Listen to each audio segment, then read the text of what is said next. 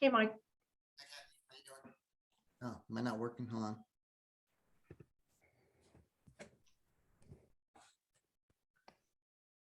Is that better? Nope. Yeah, I can hear you. Oh, you can? Yeah. Okay.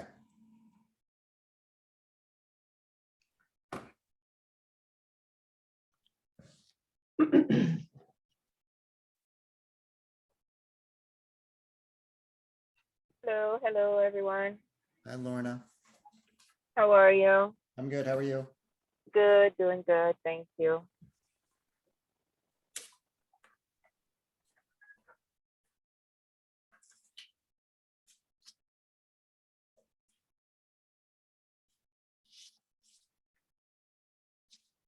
Hello.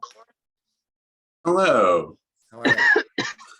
Good. I see we're recording already. Do we want to start till we stop? Do we want to wait on that? Till It's we kind of like the start? Zoom feature, just records the session. So No it's really more problem. for anybody who might on the group who might not make it or has to leave because of a family calling to the funeral home or work when needed. So we'll Absolutely. have it for 'em.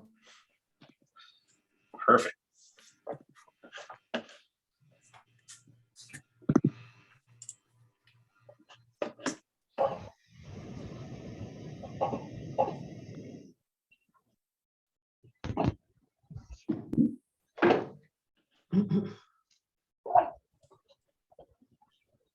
Not a problem, Dean.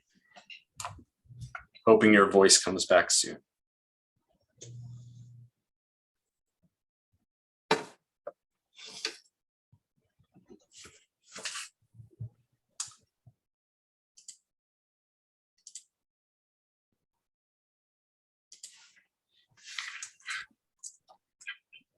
Good afternoon, everyone.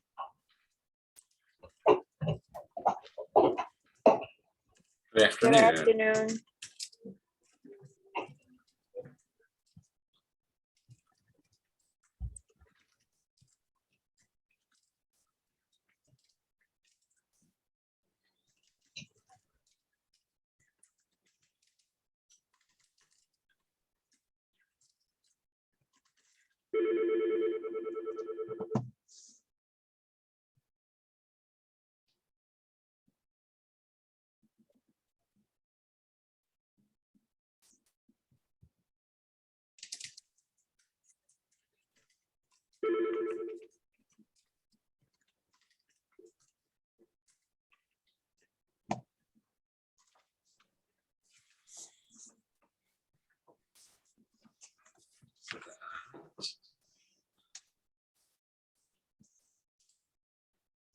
Still waiting for 3 people though, so I'm going to give them just a couple of minutes to log on.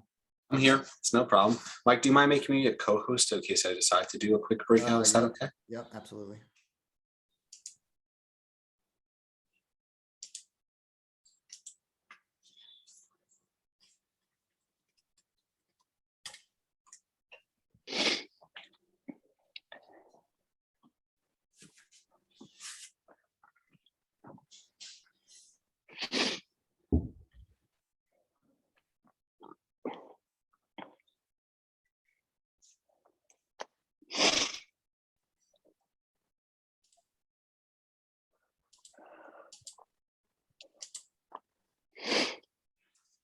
Anyone can share, so you can share the screen. I'm not finding my co-host thing. If you hover over the 3 boxes on my face and click that, there should be a.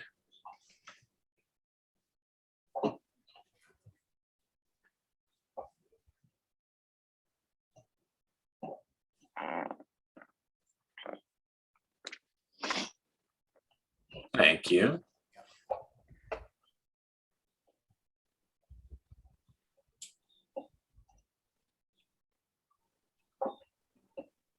One knows I'm gonna give it to like a couple more minutes, 2:03, no later than 2:05, and we'll start just to give the extra folks a chance to log in case they're running a little behind. If you want, feel free to use the chat window. We'll get you exercise for it. Say hello, where you're calling in from, anything good you have coming up this weekend. Feel free to say hi to each other, at least there.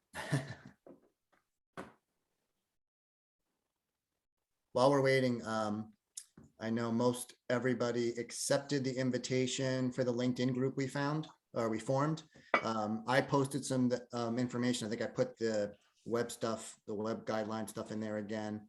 I think Dean had posted something just to see. I didn't see any other activity. So just so you guys know, that was set up for you to use to connect with each other and network, ask each other questions.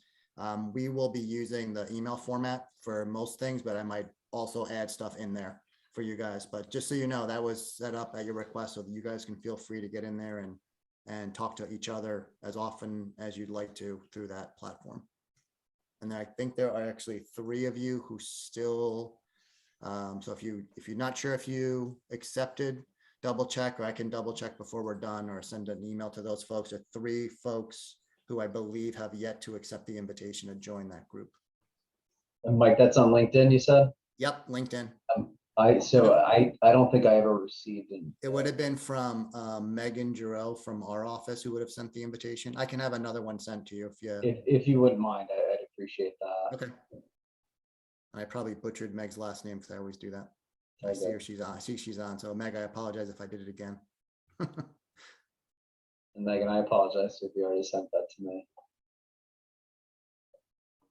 All right. Well, I didn't get everybody seemed to accept, but I think we're a couple of folks, they might have just gotten called away. Maybe they'll be joining later, but in the interest of everyone's time, I don't want to hold anybody else up longer than we promised. So I am going to have a couple of quick announcements for the group when we're done with our session, but thank you all for joining us this afternoon. This is the first of our kind of webinar series for the Leadership Academy. We're excited to see you guys all again, even though it's remotely. We have lined up a great presenter for you this afternoon, who is going to start in just a second. So let me just give Lowell a quick introduction for you guys. So Lowell is an IAF certified professional facilitator. He frequently provides dynamic sessions to organizations, getting volunteers, members, and staff involved through experimental learning approaches. After starting his career in the informal education realm, over the course of more than a decade, Lowell has worked inside associations in a variety of roles. After serving as a chief operating officer for a medical association, he founded Vista Cova, returning to his passion of facilitating for and partnering with volunteer leaders, members, and staff.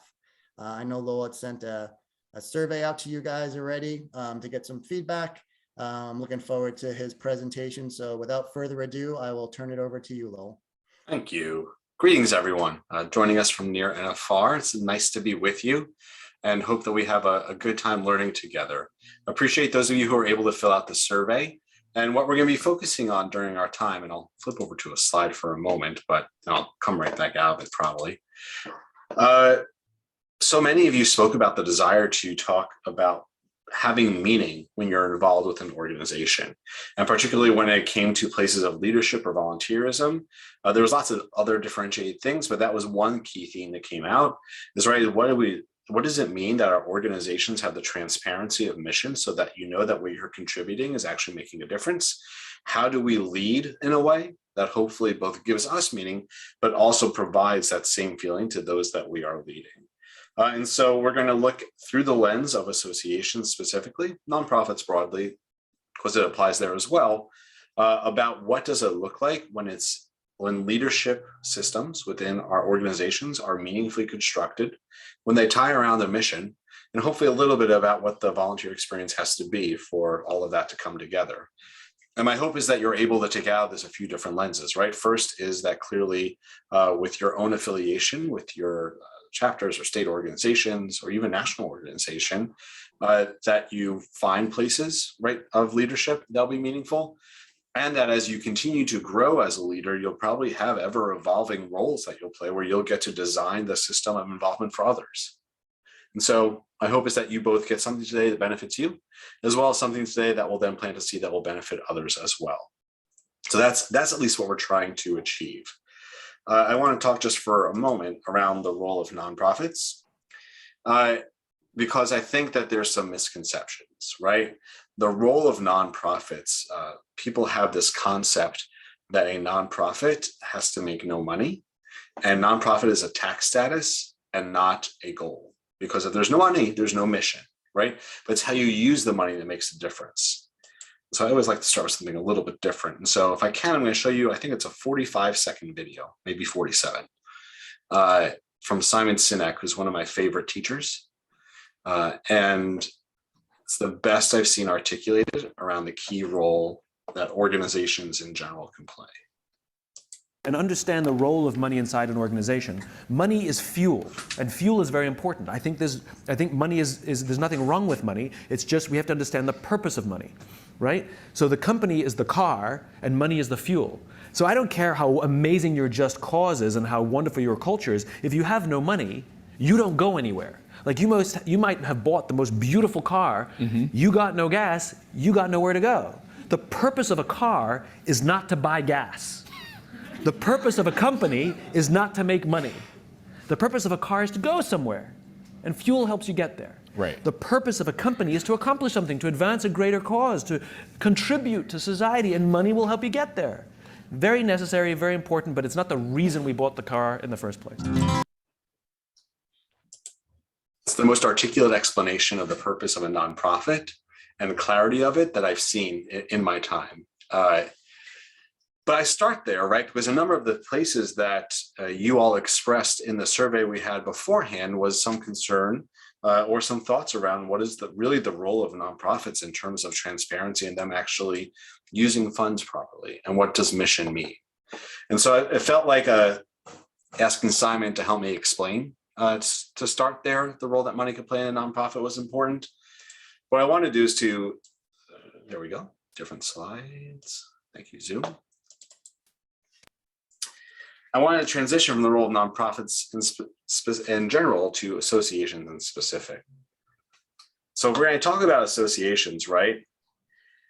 The question I would ask is, what value do associations bring to individuals or companies or communities or society? And so does anyone have any ideas they want to throw into the chat or that you want to share? I'll take chat ones. How's that? I won't force you to talk, unmute yourself just yet. But if you throw some in chat, I'll do homework for you. But I am going to call on a person or two afterwards at the end of this part. Right. So if we think about some of the roles that associations are supposed to play, as you think about like mission-based organizations, right? The idea that there's a collective voice by which you can have a stronger voice, right? Where that there are emerging issues, where there are disruptions that happen.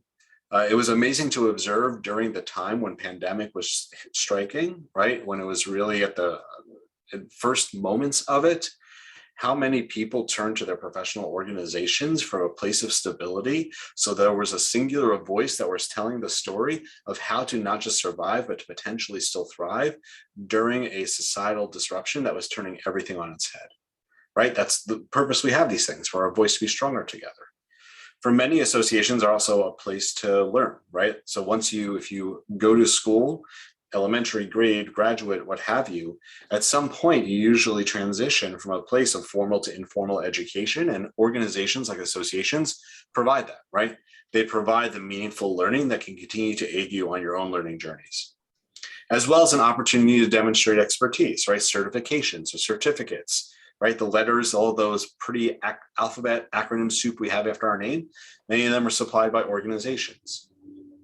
And then I always love when I'm in the room for people to raise their hands. Have you ever, if you are in job searches, how often is because of someone you met, right? Career path building. Organizations are great places to find job opportunities, but also just to develop the depth of your own expertise in your current role, right? In how you serve those that have just experienced loss, right? And finding out from others at this time of when there have been such great losses, like how are you handling that volume, right? There's hopefully a place that you could build expertise to be even better of how you run funeral homes.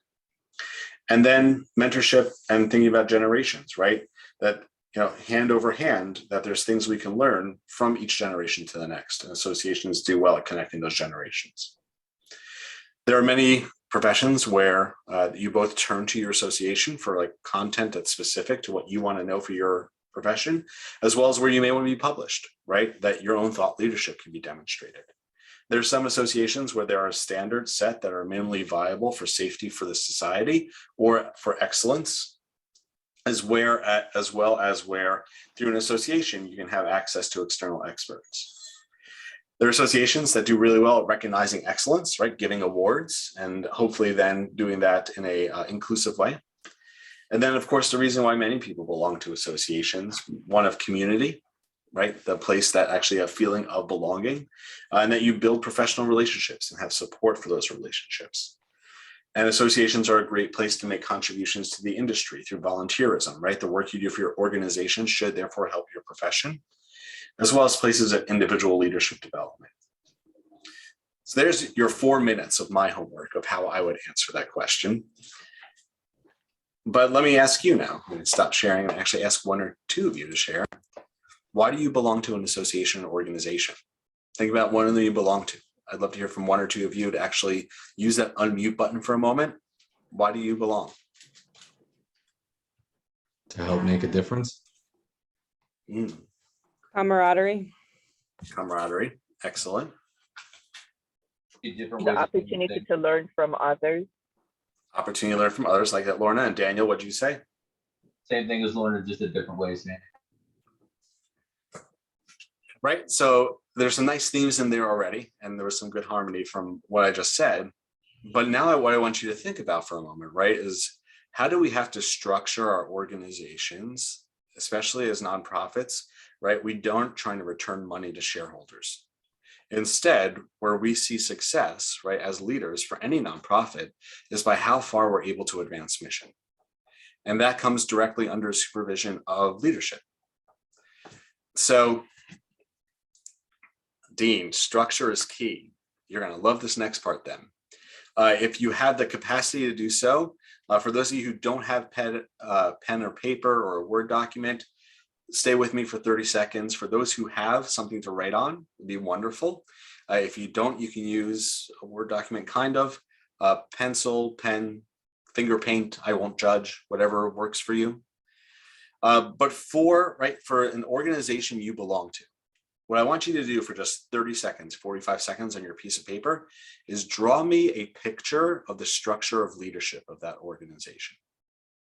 If you had to draw, pick your state society, pick a local chapter, pick a national organization, whichever you belong to, from your perception, right, either as a leader or as a member, draw me a picture of what the leadership looks like in terms of the structure, as we heard Dean say, there should be structure, right?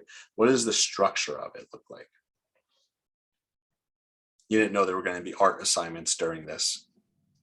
If you're watching this afterwards and you're not doing this live, you're welcome to send them in as well. Maybe we'll send it back out to the group. Right, and as you're doing this, think about the different levels, right? There are many organizations where there's an executive committee or there's a board, right, of not just officers. For some organizations, there's committees, committee chairs, right? Others, there's special interest groups, right? Specific disciplinary or geographic groups that are going to get together as well. For some, there's ad hocs or task forces, right? All the different levels of governance of those who are making critical decisions or giving advice on behalf of the organization. Jason, I did not hear you at that moment. No, I don't think it's working. But we do see your chat. If that, I can try to embody your voice for you.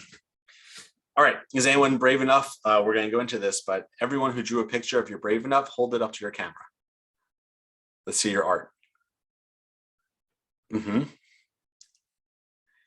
Excellent, Daniel, Michelle.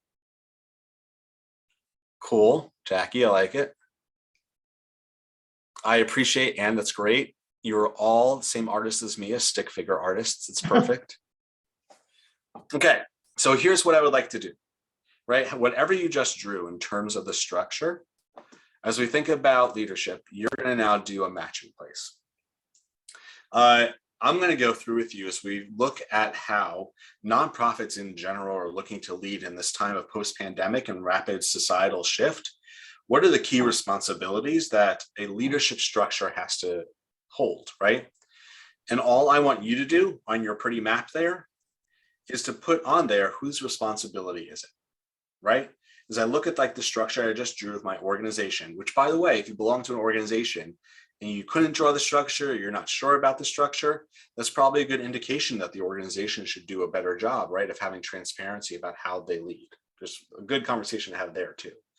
What I want you to do is I'll go through what are the key responsibilities, and I just want you to place them, right? Where do you think these fall out? And there could be differentiated ones between structures. Right, so for which responsibilities fall to which stakeholders. So very simple at the top. This is the most straightforward one usually, right? Is fiduciary responsibilities. These are places like mitigating legal risk, right? We're making sure there's no fiscal malfeasance and making sure that there are, hopefully enough resources to create the value you want to see, right? So who are the fiduciary responsible bodies within the organization?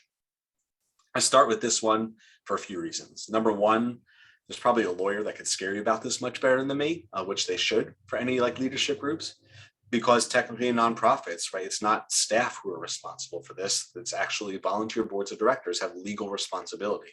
It's why there's directors and officers insurance that many organizations hold to protect them. But who do they also empower, right? There are some organizations, for instance, where there's an audit committee, right, or a finance committee. And so how are the fiduciary responsibilities met within the organization? Where would that play out? Number two is the concept of strategic authors, editors, and those who make sure we go to it, right? We'll go into this more in a moment, but as you think about it, there should be some means by which all resource investment decisions that an organization makes, that there's context to why you're making those decisions, right? Some agreed upon place of like, where are we trying to go? What's the future we're trying to create?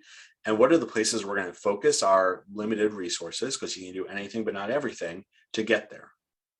And so if that's the case, if that's what we're going to look at, then we need to know who's authoring that strategy, right? And then this way it doesn't just sort of get old, right? Who's continuing to upkeep those goals and what you're trying to achieve? And then finally, within your map, right, who's actually making sure that the things that you've set a priority are actually guiding the organization, right?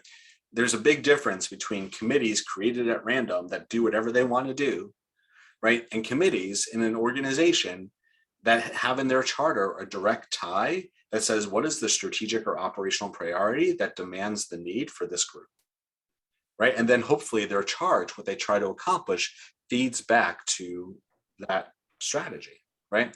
That's a place of strategic adherence, ensuring that all the bodies, right, are following the same strategy and the right goals. So whose responsibility is that in governance? On your map, who has generative responsibilities? Generative has a few different definitions. The broad definition, generative could be like the actual discussion of those strategic areas. Like what are the big things we need to think about and have those discussions? But generative is also a place of resource, right? If you're a philanthropic organization, right, like American Cancer Society or one of those, it's actually fundraising, right? If you serve on the boards of those, I'm on the board of a local food pantry and homeless shelter, and you have fiscal obligations to fulfill by sitting on the board. For nonprofit associations that are more professional in nature, most often generative can be a place of thought leadership, right? Like who do I know that I can bring in? That's a thought leader. Or who do I have connections with that could be good members to join the organization? Or who's a good volunteer that we should bring to the table, right? So if you're a leader in the organization, like who has generative responsibilities of generating a resource that drives the organization forward?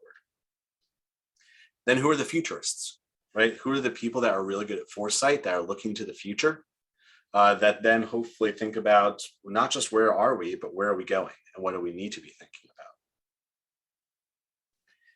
Futurists, the one looking to the horizon, it's a little different than innovators. They take that future stuff and say, okay, we're not just going to have a single plan, but we're going to do scenario planning. What are the possible iterations that we go to and how do we create various paths there?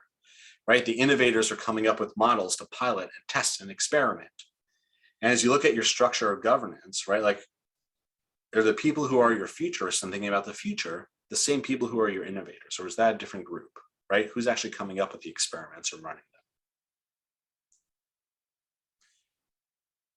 This is probably one of the most important ones. We'll talk about it in greater depth, right? But in this day and age where there's a big difference between to, for, and with, right? And every organization has to decide if it's doing things to its membership, for its membership, or with its membership. And so as a leader, same thing, you're doing things to your followers, with your followers, or for your followers, or with your followers, right? To is sort of the lowest level and maybe the right thing, but something done to us is not as well received. Something done for us may feel nice, but we don't have as much buy-in. Something done with us, right, is where we feel there's a partnership. And so part of that's key, right, is that how well we listen. And especially as you think about the role that you play as a leader, this is essential. And we'll go into some of the approaches of this later on, but we especially know that within a structure of governance, there has to be explicit expectation of where are their listening capacities being fulfilled, right? If we expect the board of an organization to come to the table and to not only say what are the discussions we need to have and the decisions we need to make, but whose perspectives do we need to consider when having those discussions or making those decisions, then they have to be master listeners, right? They have to have a better capacity to ask and listen. So within your structure, who has responsibility for listening? And then the other side of that is the side of being a champion of the organization. So champion internally, right? Within your structure, within your map, who are the leaders that are supposed to be representing the organization? Who are the leaders that are supposed to be representing the organization's directions, goals, and what it's trying to achieve to its internal membership, right? To also the other volunteers, right? Who's the one leading the town halls, and where do you map that out? And then within your structure of governance of your organization, who represents externally? Who represents to media, or who represents to, I don't know if there's any advocacy for like to legislator or regulators, right? Anything that's outside the membership, whose voices and leadership do that? And that should be explicit, that should be clear. So there could be a singular voice of the organization. And then who within the organization, as you look at your map, is making sure that various arms of leadership are connected. So the board knows what committees are doing. They know what each other are doing so that it's not duplicitous what they're doing. And then the responsibility of actually architecting the structure of governance, right? So as we're going through all this, if there has to be right sizing, who's responsible for making sure the structure you have is the structure that you need to succeed as an organization? And as you think about the roles that you play in leaders, like this isn't only nonprofits, right? It also goes with management in companies or anywhere else, right? There should be an ever-seeking system by which you evaluate and update the structures of leadership within an organization or company so that what you're trying to achieve is aligned to how you lead. And so who's responsible for that architecture, right? Who's designing that? This one is a little more practical, right? As you think about many organizations, they have PACs you can give money to, where they do advocacy, or foundations where you can donate for research. And so within the layers of leadership, who do we expect to be role models of supporting the cause of the organization so that others will emulate, right? We emulate that which we see recognized. And so how do we make sure that those that are our role models that are in top leadership are going to be models that we want emulated?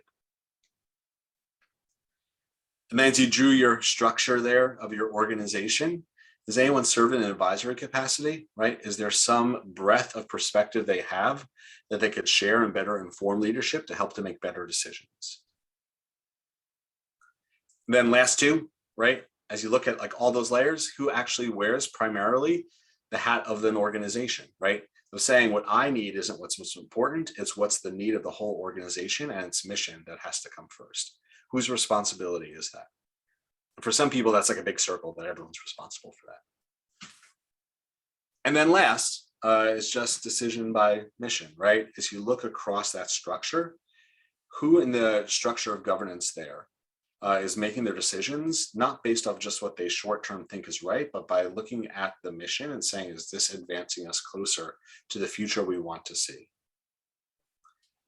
So those are, if you will, some of the top responsibilities we expect to see in leadership, according to associations or organizations nowadays.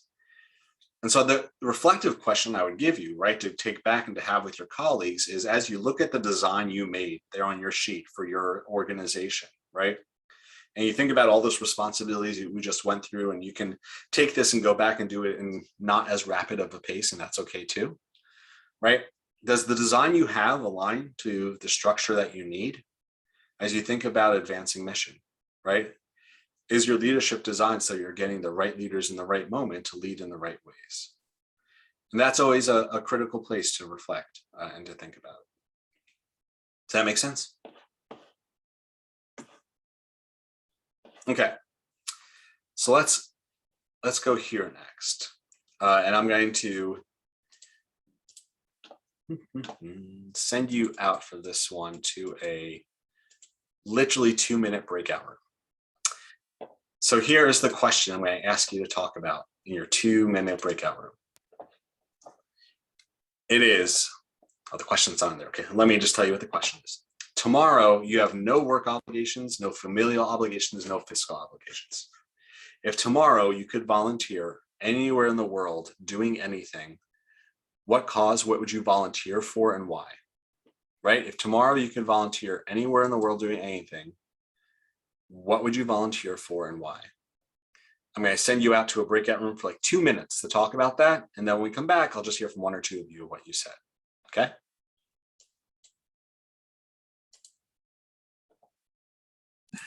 All right. All right. Welcome back. Hopefully you made a new best friend. I can't hear from all of you, but I'd love to hear just 1 or 2 of you.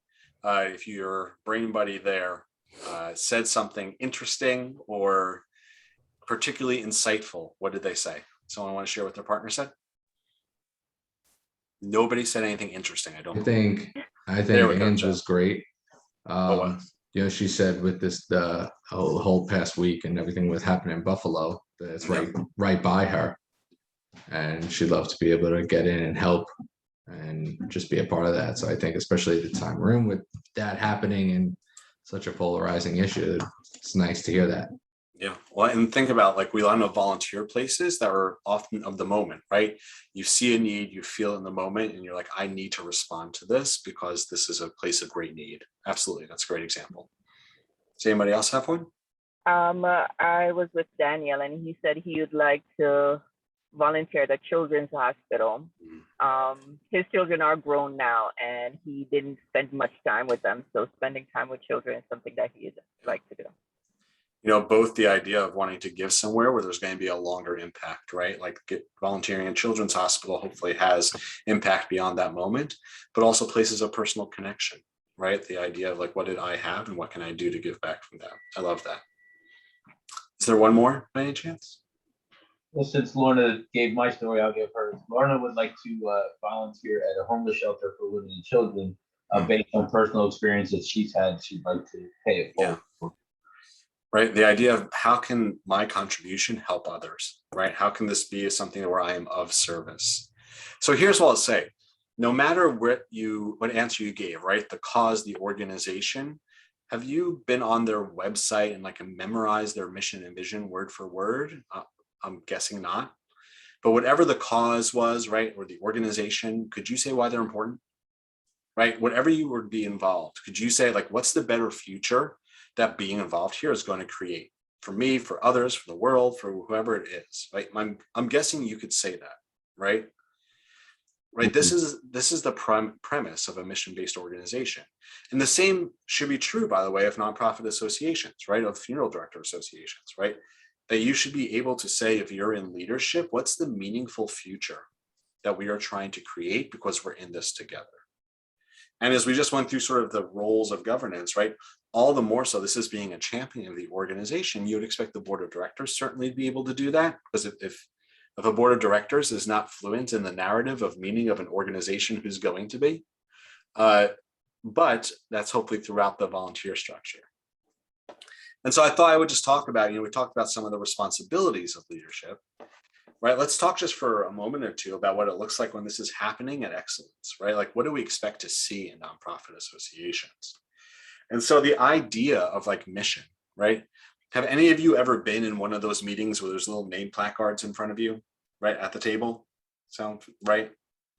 I never understand why your name is on both sides of those, right? You know your own name, like you don't need your name facing you, right? Organizations where this is a place of meaning have their mission and vision on the back of the name placard, so that every leader, every committee member, every board member, when before they're making a decision, looks down at that and says, if we make this decision, if we invest this resource, are we moving closer to this future we've agreed to, right? The same is true, like on top of every agenda of a committee or board agenda, like what is the future we're trying to create and how we're going to get there. It's also should be a place of conversation, so that I would hope that if you went to a chapter meeting or a state conference or a national conference, right, that what you would find is that the leaders of the organization don't go to the front of the room and just talk to each other. I hope they're actually out with the members, right, out with each other. And one of the things that they're having is meaningful conversation saying, hey, why do you think we exist? Like what do you see happening in an environment that determines like our importance as an organization, the future we're trying to create, right? So that why you exist, the impact you're trying to make isn't just a pretty line or two that you have on your website, though you should have them on your website, right? But it's actually a tool that's used within the context of leadership in an organization. That's what it looks like at Excellence. Now, if I was to turn to whatever organization you're a part of and ask your leaders, right, for you to be where your organization needs to be in 3 years, who are the critical audiences that you need to know better in the next 3 to 6 months? Would they all have the same answer to that question, right? Because if they don't, right, how are they getting better at doing a number of things, right? When leadership can determine who are the critical audiences we need to know better, well, then you can do things to get to know them better. You can have a task force, do some interviews, do some focus groups. If it's segments of your membership, you can think about how do we serve them better, right? As you think about your role as leaders, like if it's other organizations that are in the space, perhaps other state societies, right? Perhaps either other local groups, other places there we could partner better. Or if you asked your members, like besides our organization, where else do you belong to? That's competition, right? There's only so many hours we have in the day. It's also only so many dollars we have to spend on organizations. There's only so many hours we have to give in volunteerism. And so actually having a priority audience of discovery of our competition allows us to better articulate our own unique value. Right, so as we think about what excellence looks like at sort of the top level for leadership, there's this place of being able to utilize vision and mission in a meaningful way. There's a real clarity in terms of how we focus on, which I'll go into a method in a moment, as we focus on audience so that we can better figure out how to serve, partner, or compete. And that means that in organizations, I can see who are cat people, I like the smiles. That means for organizations, right? Like there's an idea of this case for curiosity, right? What would be different if curiosity was a core value of how we lead our organizations? Is a question I love to ask, because if curiosity was how as leaders we led, right? If you were judged by how well you led, not just by the decisions you made, right? And were they right or wrong, but by the questions you asked, right? To seek more, to be more inclusive, to broaden perspective. How would that change how we lead our organizations? If that's important, then we would ask questions like this. Who do we need to understand better in the next 6 months to get where we need to be in the next 3 years? And so if you're a leader in an organization, right, one approach to doing this is you first come up with like sort of what's the universal list of all audiences within our organization's universe, right?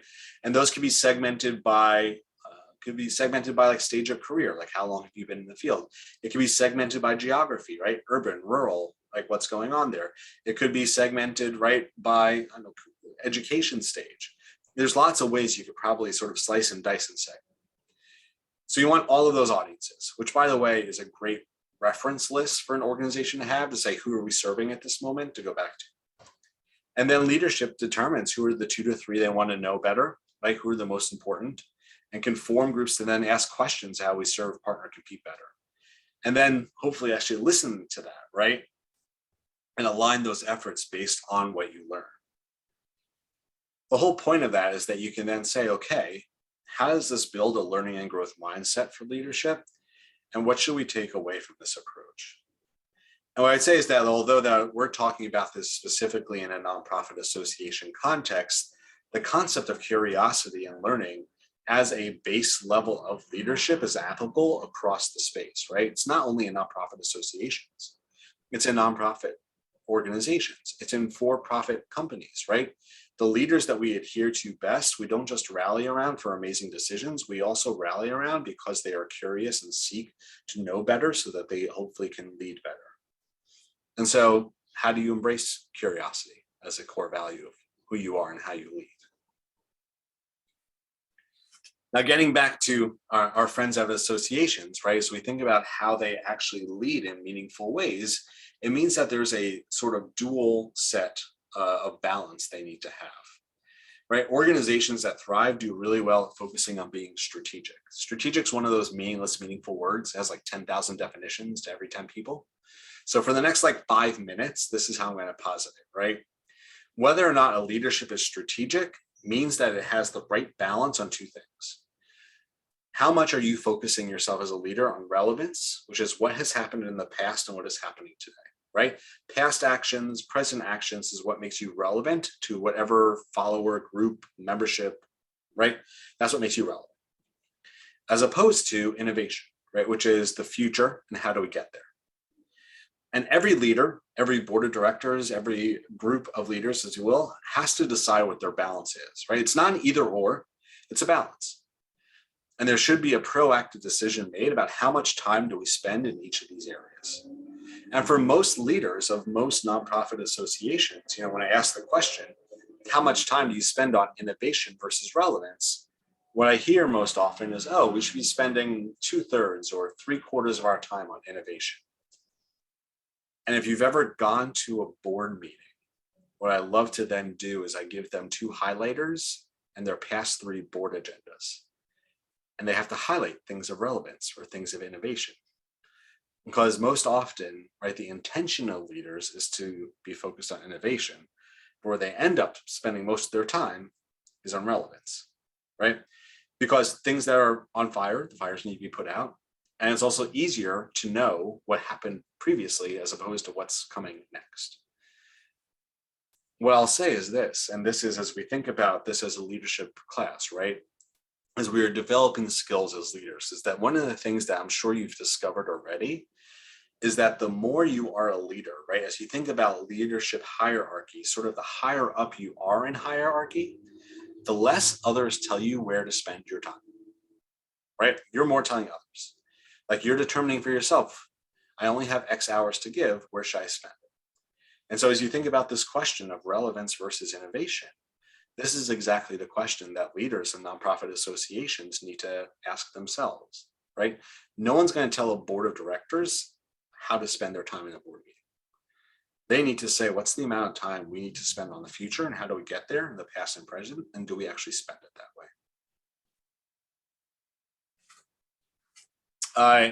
I will admit that as a certified professional facilitator, I worked with 86 associations last year, and the primary thing I do, right, is strategic planning. So I like strategy. We all geek out about certain things. My children have given me geekhood of Star Wars, but I also geek about governance and strategy. It's what I do. And so I will say that I'm a little biased, but from what I've seen, organizations that don't have some set strategic agreement and direction have a lot more difficult time articulating meaning and impact, right? Because without a vision of who you're trying to be, right? Without a series of goals of what we're trying to achieve, with aligned like statements of like what success looks like, or strategies that go with them, right? Or measures. How do you know you're moving in the right direction? Right? How do you actually know that you're advancing towards a greater and better tomorrow? And so healthy organizations have a strategic plan. And look, I've worked with organizations that have like no staff, just volunteer led, and strategic plans like 1 page, right? A vision, 4 goals, like a thing or two they're doing. I've worked with an organization with 600 staff, right? That their strategic plan was a lot more than 1 page. I'm not sure that was better because it gets to be a book, but the point is, like, complexity changes, but without an agreed upon strategy, how do you measure how you advance? And without it, so you think about a leader's necessity to be able to speak to the strategy, right? How are you all talking the same language? If I was guessing, I would say that you probably weren't born knowing English or your first language, right? You probably also weren't born knowing all the language you need to know as a funeral director. You learn these things, right? Language fluency comes with practice. It comes with repetition, right? It comes with time. Strategy for a nonprofit organization is a language, right? It comes with practice. It comes with time. And so where do we create space to become fluent, right, in the strategy of our organization? And I'll give you an example of what, this is a favorite example of mine, an example of what this can look like. So let's say that you are actually part of your chapter, your state organization, and you're thinking about who are the audiences we need to focus on in the future for our organization to thrive. Very often we hear that it's like early career, that's critical as the generations are shifting in the workspace. And so I'm going to give you like how to propose something at the board table 2 different ways. Number 1, we should create a new mentorship program.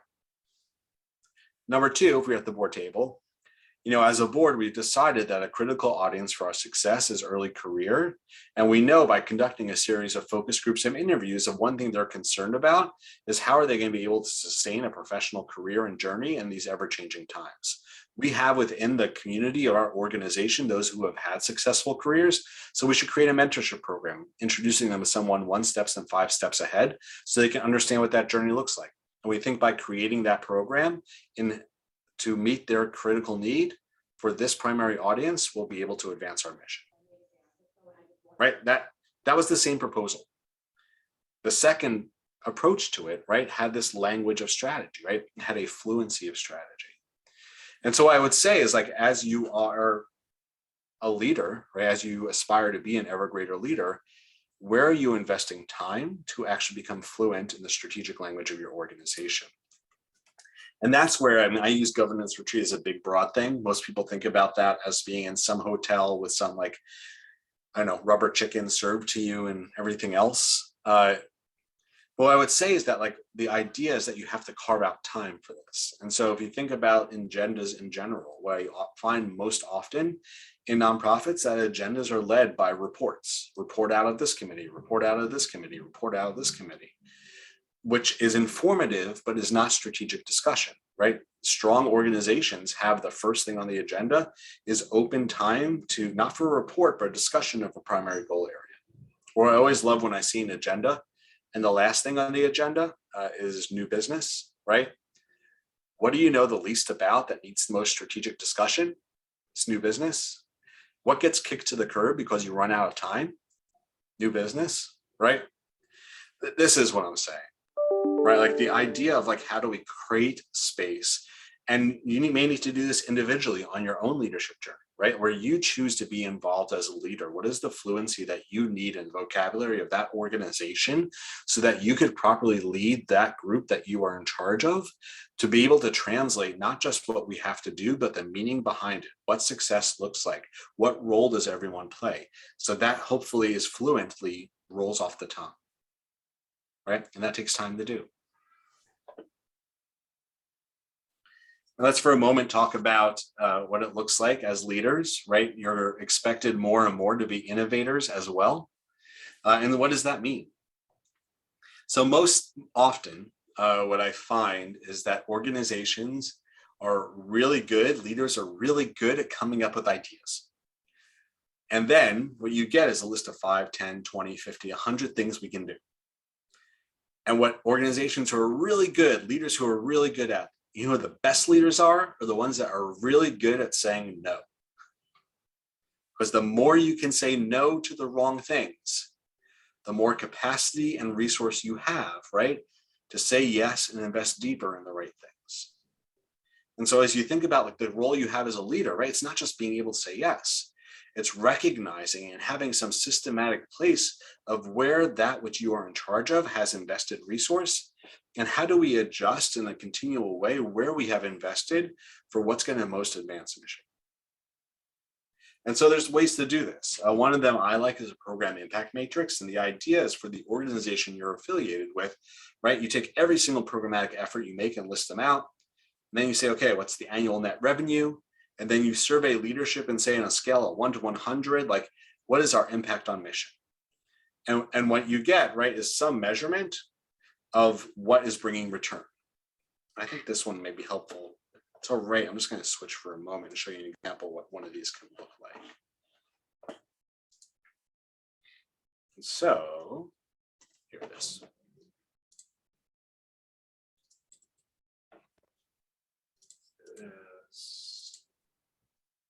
Right? So imagine you're a leader and you get this presented to you, right? So you're like, all right, the stuff up here, right? The stuff in there's my mouse, the stuff in this quadrant. Are you guys seeing my mouse, or am I waving it around for no reason? I'm hoping you're seeing it. Okay, good. Right, this is the stuff that's like bringing good revenue to the organization. This is the stuff that's driving high value. The stuff we do in here, we should probably invest in or think about how do we grow more, right? These are our superpowers, right? We have things that bring us money, but don't really bring a lot of return to mission. Well, again, we'll go back to Simon Sinek, right? Like we need money to like the car to go anywhere. So that's not bad, but like probably not too many. Then we have the stuff that's like high value, but like takes money.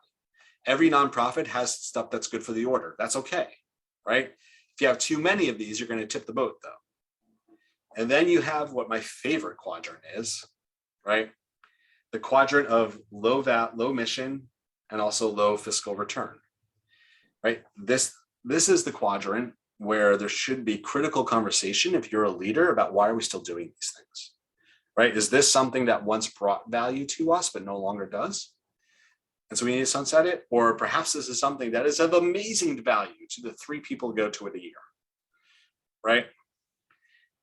But without this kind of reference, right, you're just subjectively saying, what did I experience? And therefore it has value or not. And so how do you make those critical decisions? By the way, the size of the circles are just how much effort it takes to put it on. That's just an example of what that could look like. And I can send you an academic, if you like academic articles. I'm in a doctoral program, so I don't have a choice about it. But if you like academic articles, I can send you one on that. But here, where is it? Here we go.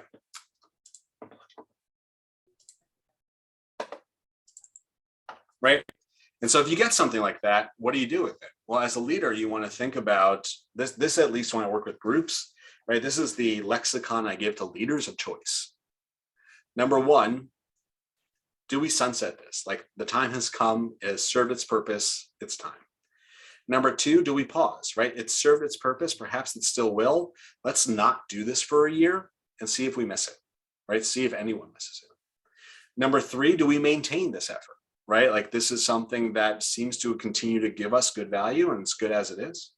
Number 4, should we evolve or invest in here, right? This has good potential. How much more could it be? And only then, after you do those 4, do you then get to say, what do we need to create, right? Because then you've created capacity to create. Now, look, I'm not saying that like you're on the board of directors of a national organization, but if you are a leader, then at some point you're assigned responsibility for resource, right? You're assigned responsibility of what can we do? What's the most important thing to do? My point is you should have some system by which you do that, right? Because organizations that do this year after year actually think about what's the longitudinal impact that we can have, right? If we do this year after year with the same programs, are they going up in value? Are they making more money? Are they going down? You can also, if you do this, see for leadership, right? Like where's their not awareness of programs? So that if they rate like on a scale of 1 to 100, they instead rate it a 0 because I don't know it enough. If your leaders don't know about the program you're doing, how much value are they really going to be able to champion of it? And as you think about any new board member or new volunteer, right, or new leader onboarding, right, having this kind of information of what makes impact can be critical. So that's a little side digression, but an important role that a leader plays in making sure there's enough resource. I will also say, I certainly have more. We're going to keep going, but I'm also keeping an eye on the time. And so if you have questions about anything I've said, I am happy to also answer them if you want to throw it in the chat. Because I know we're starting to get to that point that we should answer any questions about what I've said. You know, as you think about a culture of innovation, right, that also means 2 other things. That means that hopefully that your organization that you're a part of doesn't just jump to conclusion, right? It tries to prototype and experiment so that if a new challenge arises, what are the multiple places where we potentially could create the right solution? And then the difference of innovating with rather than for the community, as we said earlier. All right, last one of these, and then maybe we'll do one more 2-minute breakout, just so you get a chance to talk about like what's one thing you've learned, or one question you have, or one thing you're walking away with, so you can share that with each other. So we think about like volunteering in general, because it's something you explained. There's a difference between an organizational approach to volunteering, between volunteering as position versus pathway, right? Organizations that are concerned about volunteer positions are just concerned about the work to be done. Volunteers that are concerned about pathways of like volunteers experience what and get to learn what and get to go to next what, or caring about the people. And so how do you balance that as you think about your role as a leader of not just worrying about the work to be done, but what are the pathways of involvement by which people are going to want to continue to give, right? And usually critical to that is a place of giving them a partner or a mentor along the way, so they're not doing it by themselves. Independent work is great, but often we're volunteering for a place of being able to build relationship. So how do we structure that? And the other two important pieces I would say, right, is that one, when do you ask someone to get involved? For many organizations, the place where that we find the most excitement is when people are gathered together, when they can be, right? But when do we ask people to get involved? When they're home or in their office, they get an email, hey, sign up here. Are you instead inviting them when they feel most connected to the organization, right? When they're most likely to say yes? And then we could do a whole exercise on recognition. Like if you are part of a board or committee, right? What does meaningful recognition looks like? Because what it doesn't look like is membership committee, stand up and applause, sit down. That's meaningful to nobody, right? Like it doesn't recognize the person. It doesn't recognize like what they've accomplished. It doesn't recognize what the group accomplished, right? If you were actually just to brainstorm for 10 minutes to think about how do we meaningfully recognize those that have given their time, their treasure, their talent, their thoughts to our organization, what would that look like? How would we have to differentiate that? And the last thing I would say about volunteer leadership is that if it's not fun, people are going to come back. And they may not have to be ha-ha fun, but it has to be a positive experience because there's more than enough places to give our time today, that's for sure. All right, we didn't even get to talk about culture, but looking at the time, I do want to send you out just for 2 more minutes so that you can hopefully have a place of personal realization or conversation. And for each of you to say, what's one thing I'm taking away, right? Like, as we heard a whole bunch of things, is there one question I'm taking back for discussion or one thing I want to know more about? So just 2 minutes to talk about that for each of you to hopefully share the other one thing to take away.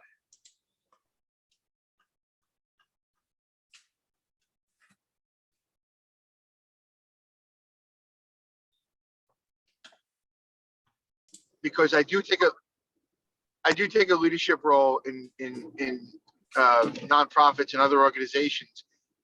Maybe you can give a couple ideas of recognition, because I am chairman of a couple of committees. So to recognize the committee members in a different way, in a better way, would be a great idea.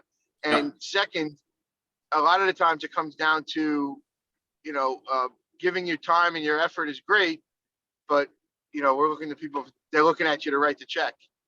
So how do you, what's the best way of kind of balancing giving of yourself and, if you can't write the check they need, how do you give your time and effort? So 2 good questions. The first one, when it comes to recognition, is I would say a few things. The first is to look at it through the multiple lenses. Look at it through the lens of personal effort or achievement, group or committee effort and achievement, as well as then, that may be it. So from the place of, and then peer-to-peer effort or recognition. And so group, right, would be to, in a newsletter, have like a committee of the month and have them featured on the website in a newsletter saying like, not just who they are, but what efforts are they making to actually advance mission, to recognize the work they're doing, right? And so it's not just about who's serving, but that effort. Number 2 is that I see organizations that solicit nominations for like most motivated or made the most effort from their committees without limitation of how many people can be recognized. So it's not just about output, but it's also about effort, which is just as important.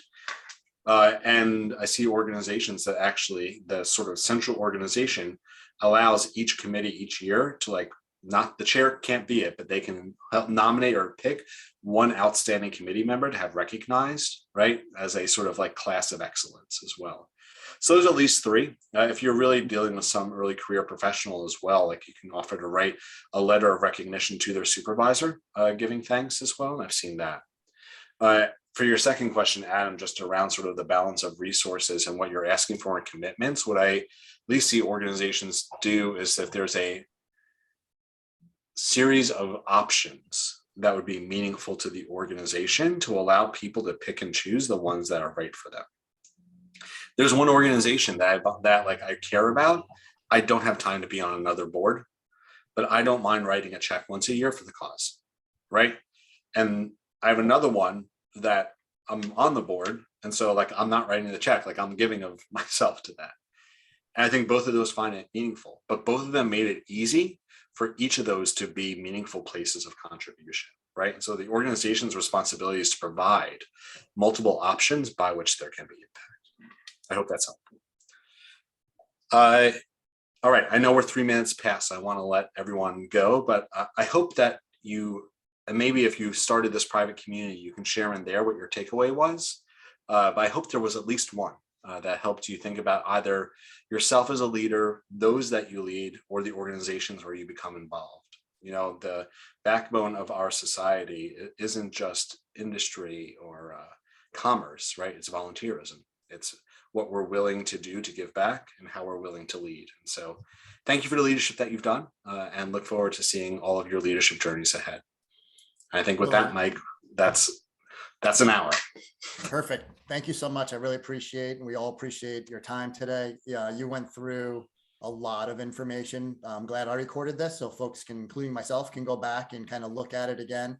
I think everyone can recognize that as you're becoming, say, more involved in the state association or your local association with funeral service, you can see how much there really is to keep in mind, and that you can be thinking about and doing to really help funeral service moving forward. So this is a great foundational piece for us to work off of. So again, thank you so much for everything you provided for us today. Absolutely. Good luck on the journey, everyone. Thank you. So before I let you guys go, just a couple of announcements. So as I said, I've recorded this, so I will send an email out with a link so that you guys all have that for later on. Our next meeting will be in person back in Albany at our offices. That is scheduled for June 22nd. We will kind of take some of the information that we talked about today and put it into more of the practical aspects, more of the relevance piece that Lowell was talking about. We'll go through the state of funeral service based on some survey data that the partnership has put together. And then we'll also start discussing the final project. So one of the things that we wanted to offer, you'll see that June was supposed to be the last meeting, in-person meeting. We were thinking that it might be beneficial based on you guys having time to work on the final project, and but maybe in between the start of it and the end of it when it's due in October, to come back together one more time, and just, even if you've worked on some of it, you know, present it to your colleagues as a draft format, ask some questions. So our thought is we have a webinar scheduled for September 21st. Maybe what we would do is do the webinar still, but then do that, you know, we can do that Zoom from our office, and then spend another portion of the day talking about the final project. You guys can, again, kind of go through what you've worked on, get feedback from your peers. So if that's something that sounds like it'd be valuable for you, we definitely can just add that to September 21st meeting and make it kind of a hybrid where it's both. I'm seeing nods, so we'll talk about it more in June and finalize it, but that's what we would like to do. And for me, the best part of what I want to tell you about is the one thing that I think we all, the 5 states, when we were putting this together, struggle with a little bit is we really wanted to recognize everything you guys are working on this year and kind of have some form of, for lack of a better word, a graduation. But we were struggling because we're all in 5 different states, and conventions are at different times and things of that nature. But the partnership has a fall meeting where we get together for a day and a half and we strategize and work on things. We bring our board officers to that meeting. And what we'd like to do is have the Leadership Academy come to that meeting. It's the first it's November 2nd and 3rd. It's going to be at the Thayer Hotel at the West Point Military Academy, and have you guys come and spend the portion of the meeting with us where you guys can actually present your final projects to the officers of all 5 states. And then you can break bread with us. We'll have some drinks, we'll have dinner, we'll just celebrate everything that you guys were able to accomplish this year. And we just thought that that would be a really cool way to kind of wrap it all up for everybody. So the one thing to add to your agenda or your calendar for Leadership Academy is an in-person meeting to present your final projects on November 2nd and 3rd at West Point. I will put that in the email I send out to you with the link from this meeting, but I just wanted to tell you about it now. So it's also going to be recorded by my voice now, so you'll have it in the recording of the video as well. But we just want to make sure you guys were aware of that. So that should wrap up or finalize the agenda and kind of make sure that we're all working off of the same one for the rest of the session. So just curious if anybody has a minute, just wants to just give some quick feedback, thumbs up, or even that way. Did you find this valuable? Was there a lot of information that you took from that? Yeah, there was a lot of information. Too bad it wasn't longer because it seemed like he wanted to go on with some more stuff, but I got a lot out of the hour we did have. Great. Actually, we do have another webinar. It's entitled Board Duties, and you can see from your guys' responses, Lowell he did talk about roles, but he did turn it a little bit to start talking about board responsibility and duty. If you liked him as a presenter, I know he'd love to come back and maybe he can do a kind of a part 2 for the board duties webinar and continue that conversation and give some more information to you guys. We had thought that if he was good, he might be a good continuing speaker for us. So I'm seeing some more nods there too. So think about it. If that's something you're interested in, we can definitely talk to him about coming back for that one, which is scheduled for our July. So we have plenty of time.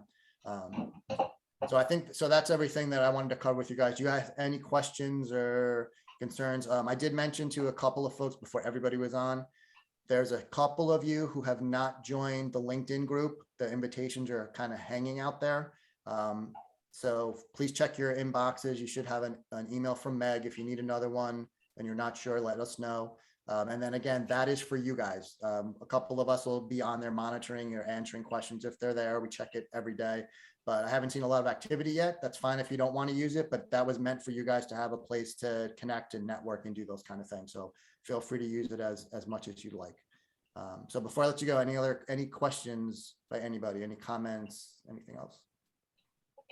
All right, awesome. No. Thank you all again. It was nice seeing you, even though remotely.